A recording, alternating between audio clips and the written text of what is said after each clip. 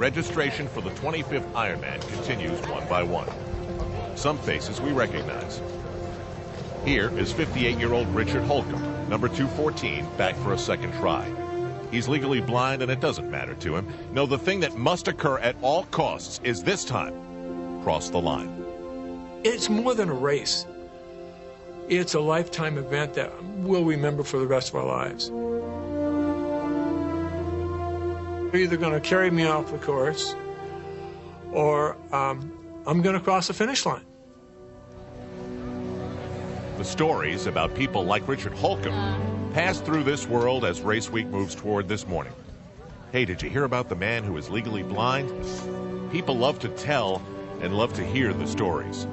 Then, appearing near the start line, where they've been before, are father and son, Dick and Ricky Hoyt. There is no one here who hasn't heard about them, their story, and a human commitment that goes far beyond and far back.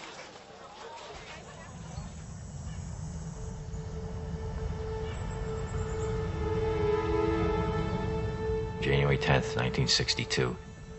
We knew there was something wrong, but we did not know exactly what.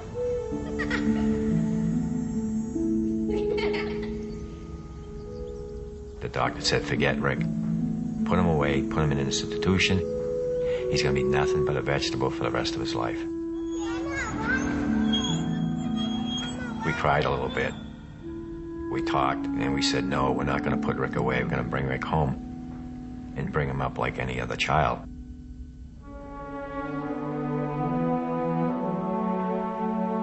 We knew Rick was smart. We could tell by looking in his eyes. And when we talked to him, he was paying attention to what we were saying. So we wanted to get a computer built so Rick could communicate with us.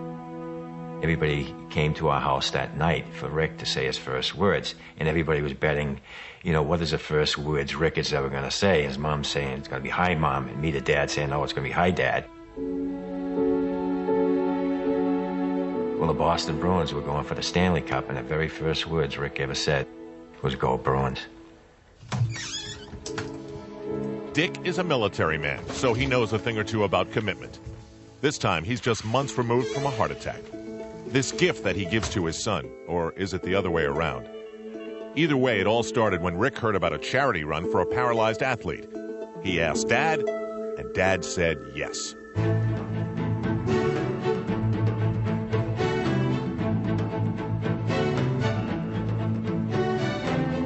The gun went off, and we went off with all the other runners, and everybody thought that Rick and I would just go to the corner and turn around and come back. Well, we didn't. We finished the whole 5 miles, coming in next to last, but not last. And when we got home that night, Rick wrote on his computer, Dad, when I'm running, it feels like my disability disappears. So that was a very powerful message to me, that we finally found a sport that Rick could get involved in just like everybody else.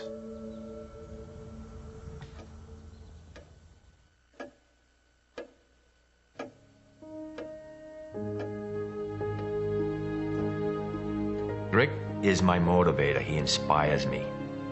To me, he's the one out there competing, and I'm just loaning him my arms and my legs so that he can compete.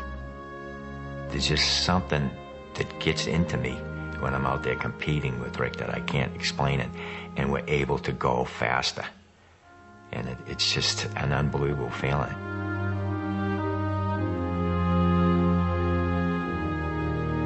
Rick and I love the Ironman triathlon, to be out there competing with the best triathletes in the world, to be accepted to compete along with these triathletes.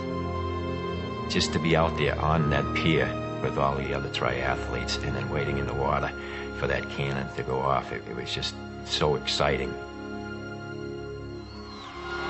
The feeling coming down the finish line at Leahy Drive, it's just an awesome experience. With the crowd there, all the excitement, the noise, and the announcers announcing, all your adrenaline just gets flowing.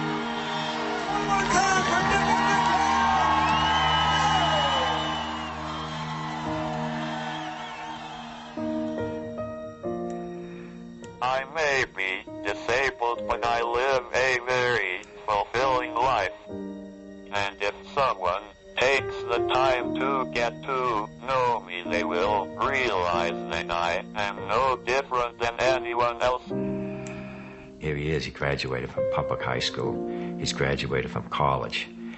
He's out there competing in road races and triathlons. He lives a happier life probably than 95% of the population. Rick would tell you that, you know, if he was physically able to do something, that he'd probably play basketball or football or hockey. But then he always says, no, the first thing he'd do is sit down, have me sit down in his wheelchair and he'd push me. You know, it really makes me feel good that you know, he appreciates, you know, what I'm trying to do to help him out, and he'd do the same thing for me.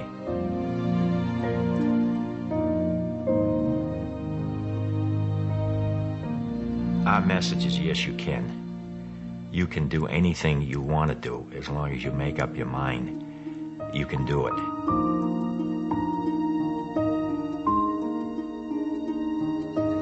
If you have ever searched for the meaning of life, stop. The answer lies right here. By the way, Ricky would want us to tell you the Bruins look pretty good this year.